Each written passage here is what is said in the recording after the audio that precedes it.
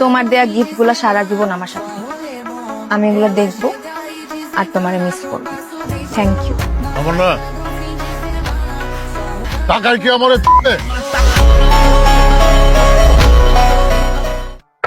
আমি অন্যায়ের পক্ষে আছি, যেহেতু শাহবাগীদের কেস তাই আমি লড়বো আর ওদেরকে জায়গা মতো ভরবো। হ্যালো বন্ধুরা, কেমন আছেন সবাই? আশা করি সবাই অনেক অনেক ভালো আছেন। বরাবরের মতো আরো একটি নতুন ভিডিওতে আপনাদের সবাইকে স্বাগতম। আজকের এই ভিডিওতে আপনারা দেখবেন রাতারাতি ভাইরাল সব নাটকের অ্যাটিটিউড মার্কা ডায়লগ, যেগুলো শোনার পরে আপনার শরীর গরম হয়ে যাবে। বস্তির ছেলে কোথাকার! আরে তোমার তো দেখতেই বোঝা যায় যে তুমি একটা বস্তির ছেলে, পোশাক আশাক সবকিছু বস্তির ছেলে। আমি কখনো কোনো মেয়ের পিছনে গুলগুল করিনি। আমার জীবনে কোনো মেয়ে বন্ধু ছিল না। সবসময় ভাবতাম আমি একটা বিয়ে করব, বিয়ে করার পর বউকে জানে প্রাণে ভালোবাসবো। আজকের এই ভিডিওটি কিন্তু একদম অস্থির হতে চলেছে, তাই আপনারা স্কিপ না করে সম্পূর্ণ ভিডিওটি দেখতে থাকুন, কেননা শেষের ডায়লগগুলো একটি থেকে একটি জোস। অভাবের সময় অপমান গায়ে লাগাইতে নাই, তাই চুপচাপ সহ্য করতেছি। একবার কাটতে দেও অভাব, অনেক ভয়ঙ্কর হইব এই অপমানের জবাব।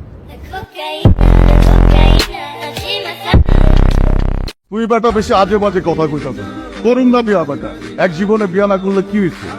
কত বড় বড় মানুষ জীবনে বিয়া করে নাই, তাকে লাইফ কি টাইম হয়েছে? তো চলুন আর বেশি কথা না বাড়িয়ে মূল ভিডিওটি শুরু করা যাক। এই সময় কম, শুরু করো। গাইস, আমাদের লিস্টের শুরুতেই রয়েছে মোশাররফ করিম আর পাশা ভাইয়ের অ্যাটিটিউড মার্কা একটি ডায়লগ। এই কার সামনে কার বাপরে বেয়াদব কইতাছস? তোরে কিন্তু আমি খাইলামু। এই তুই যা, ক্যাম্প ফায়ার করবো তোরে দিয়া। আমার পোলারা যেতে গেলে শিকের মধ্যে ঢুকায় পুরাই ভালো করবো। যা। এই ডায়লগটি জিনিয়াস নাটকের একটি ভাইরাল ডায়লগ। তাছাড়া মোশাররফ করিমের আর অনেকগুলো ভাইরাল ডায়লগ আছে। আমার বাপের রাজা, আমার দাদা রাজা, আমি নিজে রাজা। তুই চিনোস না মানে, তোর বাপের চিনে আমার। ঠিক আছে। সো গাইস, এরপরে দেখবেন পাশা ভাই মানে মার্জুক রাসেলের ওভার পাওয়ারওয়ালা একটি ডায়লগ। আমার এক ভাই ব্রাদার আছে পাগলা সুজন, ওর সাথে দেখা কইরা কবি তুই পাশার ছোট ভাই, দেখবি মাথায় তুলা রাখবো।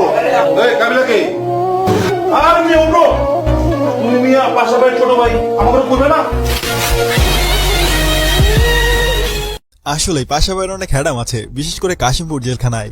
তো যাই হোক, এরপরে দেখবেন সিন্ডিকেট নাটকের viral dialogue myself Shamsur Rahman Swapan.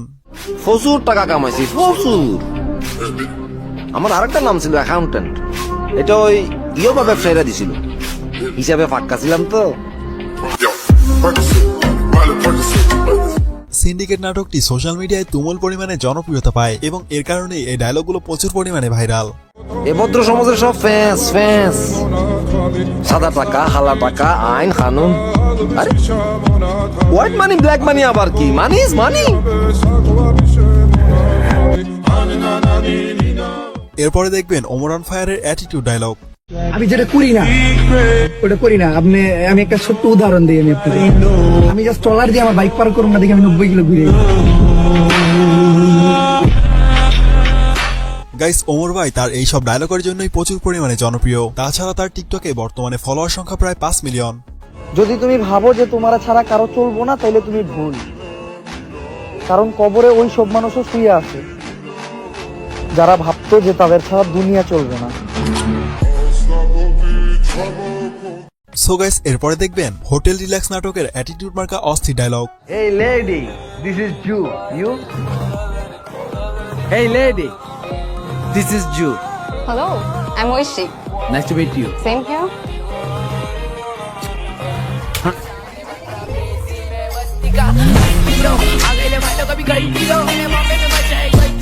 Hey lady, this is Jio. না মানে আমার থেকে বেশি ভালো পাবেল ভাই বলতে পারবেন।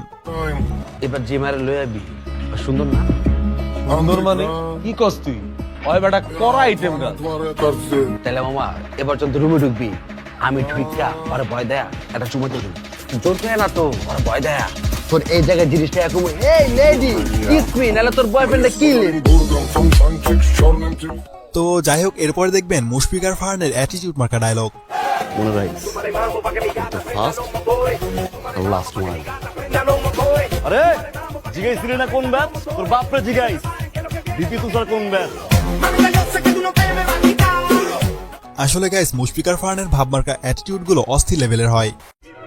তোমার ফ্রেন্ডদেরকে বলে দিও ওই দিন ওই সিকিউরিটি গার্ডের ছেলেটাই আজকে তোমার বাবার বস।